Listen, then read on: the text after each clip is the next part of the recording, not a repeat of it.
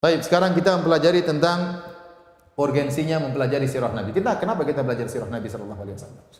Kenapa kita belajar sirah beliau? Yang pertama, sirah Nabi merupakan bagian dari agama. Sirah Nabi merupakan bagian dari agama.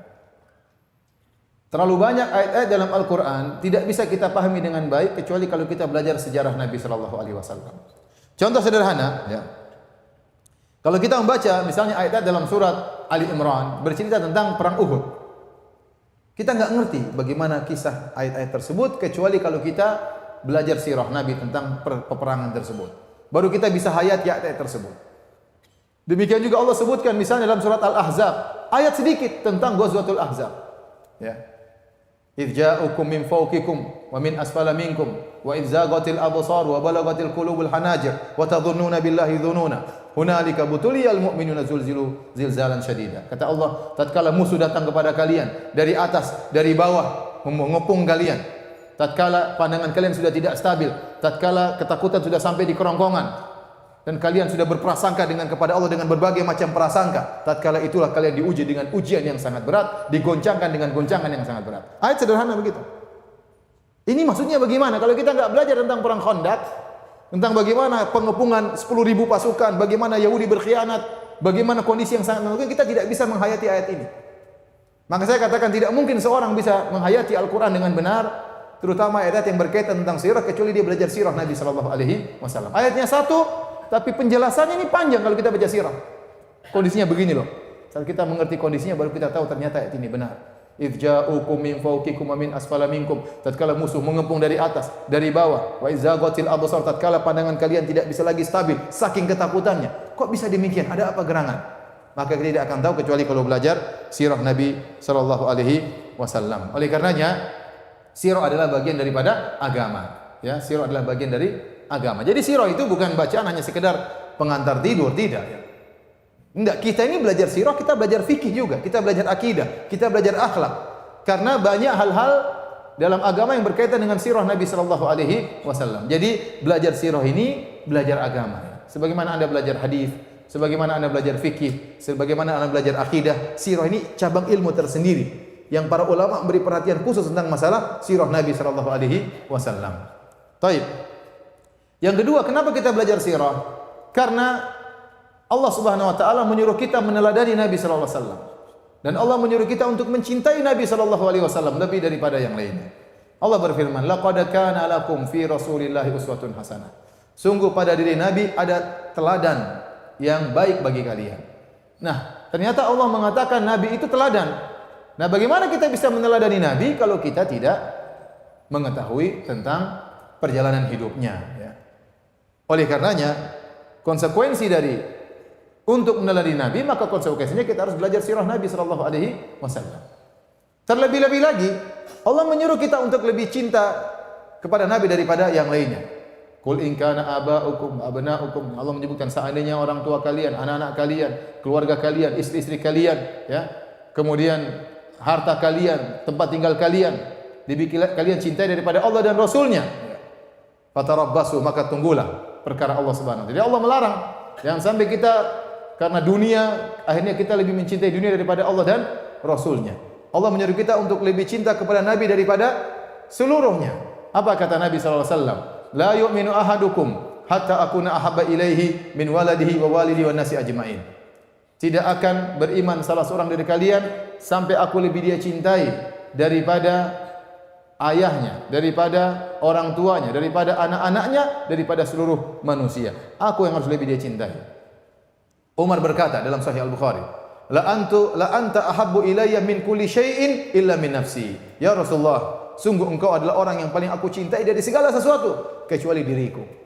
Maksudnya Umar, saya lebih cinta diri saya daripada engkau wahai Rasulullah. Dan itu wajar manusiawi. Orang lebih cinta pada dirinya daripada orang lain. Maka Nabi berkata, la ya Umar, belum sempurna iman wahai Umar, hatta akuna ahabba ilaika hatta min nafsik, sampai aku lebih kau cintai daripada dirimu sendiri. Maka Umar berkata, al-an ya Rasulullah, la anta ahabbu ilayya min kulli syai'in hatta min nafsi. Sekarang ya Rasulullah, aku lebih mencintai engkau daripada segala sesuatu, bahkan aku lebih cinta kepadamu daripada diriku sendiri. Dan itu dipraktikkan oleh para sahabat. Bagaimana mereka mengorbankan jiwa raga mereka di hadapan Nabi sallallahu alaihi wasallam. Waktu dalam perang Uhud Nabi berkata, ya, Nabi SAW menyampaikan kepada para sahabat, ya, man dafa'ahum anni fahuwa rafiqi fil jannah, man yudafihum anni fahuwa rafiqi fil jannah. Nabi mengatakan barang siapa yang menolak musuh membelaku, maka dia akan menjadi temanku di surga. Maka para sahabat berebut-rebutan untuk mati di hadapan Nabi SAW. Mereka mengorbankan jiwa mereka, bagi mereka jiwa mereka murah dibandingkan dengan untuk membela Nabi SAW. Oleh karenanya, cinta kepada Nabi ini ibadah tersendiri. Ibadah tersendiri. Dalam satu hadis ada seorang Arab Badui datang kepada Nabi SAW. Kemudian dia berkata, ya Rasulullah, mata sa'ah. Wahai Rasulullah, kapan tiba hari kiamat? Para sahabat kalau sudah ada orang Arab Badui datang mereka senang. Karena orang Arab Badui ini kalau nanya enggak pakai malu-malu. Para sahabat kalau mau nanya mereka malu, enggak enak sama Nabi. Karena Nabi karismatik, enggak enak nanya. Sehingga mereka terkadang ada permasalahan, mereka simpan lama baru tanya kepada Nabi. Cari kesempatan pas untuk nanya kepada Nabi SAW. Kalau Arab Badui, enggak. Datang, ya Rasulullah, langsung tanya. Kadang-kadang, wahai Muhammad, saya punya pertanyaan langsung. Ya, jadi mereka senang kalau ada Arab Badui. Ya. Terkadang juga ada Arab Badui di sini. Jadi dia bertanya, ya Rasulullah, mata sa'ah, ya Rasulullah, kapan hari kiamat? Rasulullah SAW tentunya tidak tahu kapan hari kiamat. Kata Rasulullah SAW, mal mas'ulu anha bi'alama minas sa'il. Kata Rasulullah SAW tidak tahu, ya, karena waktu Jibril pernah bertanya kepada Nabi, ya Rasulullah, ya Muhammad akhbirni anis sa'ah. Jibril bertanya, ya Rasulullah, kabarkan kepadaku kapan hari kiamat. Kata Nabi, mal mas'ulu anha bi'alama minas sa'il. Yang ditanya tidak lebih tahu daripada yang bertanya. Artinya Jibril yang bertanya tidak tahu, yang ditanya Muhammad juga tidak tahu. Jadi Nabi SAW tidak tahu kapan hari kiamat. Ternyata ditanya kapan hari kiamat.